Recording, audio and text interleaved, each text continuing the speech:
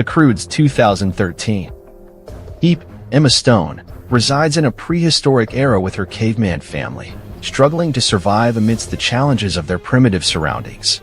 Her family, led by the cautious Grug, Nicolas Cage, has managed to persevere by strictly adhering to his overprotective rules. Within their cave dwelling, Grug shares a cautionary tale with his wife Uga, Catherine Keener, daughter Sandy, son Thunk, Clark Duke, and mother-in-law Grand, Cloris Leachman. Through the story, he emphasizes the dangers of curiosity and the unknown, using a character reminiscent of Eep to underscore the importance of fear and adherence to familiar territories for their survival. This narrative frustrates the adventurous Eep, who, feeling bored and stifled, decides to defy her father's advice and ventures out of the cave one night after spotting a mysterious light. Seeking the light source, she meets Guy, Ryan Reynolds, a clever and inventive cave boy. She at first attacks him, but then becomes fascinated with the fire he creates and is eager to learn more. He tells her about his theory that the world is reaching its end and asks her to join him. She refuses and Guy leaves, but not before giving her a noise-making shell to call him if she needs help. Eep is then caught by Grug, who had been searching for her, and is later grounded for what she had done. Grug brings Eep home and is joined by the rest of the family. Eep tells them about Guy and shows them the shell given to her, only for them to destroy it in fear of new things. An earthquake then occurs, sending everyone running for the cave, only to be stopped by Grug moments before the cave is destroyed by falling rocks.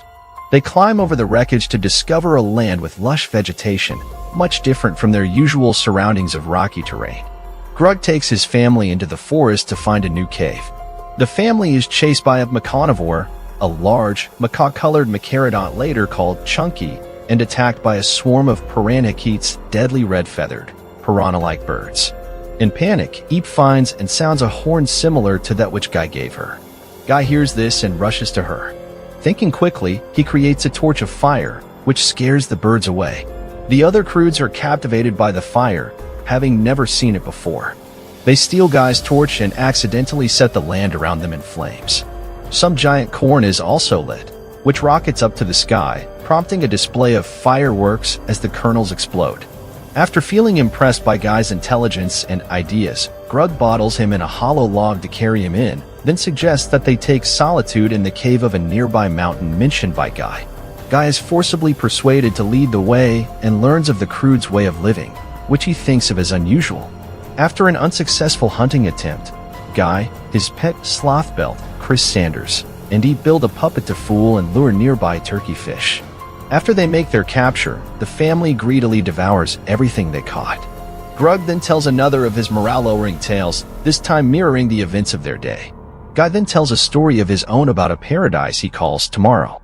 The next day, the family reaches a path-coated and spiked rock which Grug, Thunk, and Gran get pricked upon trying to cross them.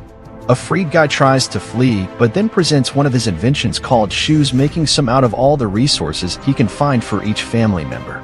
This gains him some respect from the others except for Grug, who feels jealous of Guy's cleverness. After Guy's ideas help the Croods on their journey, the family members gain something. Uga, Gran, and Sandy have their first idea to get past carnivorous plants by hiding under flower heads as they pass. Thunk encounters and befriends a crocodile-like dog he calls Douglas. And Eep and Guy grow closer while Grug is stranded in a ravine, forcing Uga to go back for him. The next day, Grug shows the others some of his ideas, like a seesaw, shades made out of wood, and a snapshot that involves the family being slammed with a flat rock, which fail and humiliate him. They soon reach the mountain where Grug is unable to convince the family that settling in a nearby cave is a better option. Angry, he attacks Guy. The two become stuck in tar, and Guy reveals his family died drowning in a tar pool, and their last words inspired his traditions of tomorrow. Grug has a change of heart. He and Guy trick Chunky into freeing them by pretending to be a female mecanivore in trouble. As they are about to reach their destination, an earthquake opens a deep ravine in their path. Grug throws each of them across the gap and reconciles with Eep while creating the first hug with her. Grug then throws her across the ravine and is left behind. He takes shelter in a cave and makes a torch. After seeing a blank rock face, he paints a large cave drawing of the Croods and Guy together. He then encounters Chunky, who attacks him until Grug's torch is accidentally blown out, panicking them both. The frightened Chunky lies near Grug for comfort, who then has his first good idea. Using a bigger torch and a large skeletal ribcage, Grug manages to lure the parakeets into transporting himself, Chunky, Douglas, and several other animals across the ravine, barely escaping the oncoming destruction. Afterwards, Grug shares the hug when he embraces his daughter again, followed by the Croods inventing the group hug. The family discovers that they have found an ocean-like area where the sun goes down over the sea. Grug and his family, including Guy, Chunky, Belt, Douglas, and all their various pets, settle down in this paradise-like environment. He stops being so overprotective. As a result, the family becomes more adventurous, bringing happiness to them all.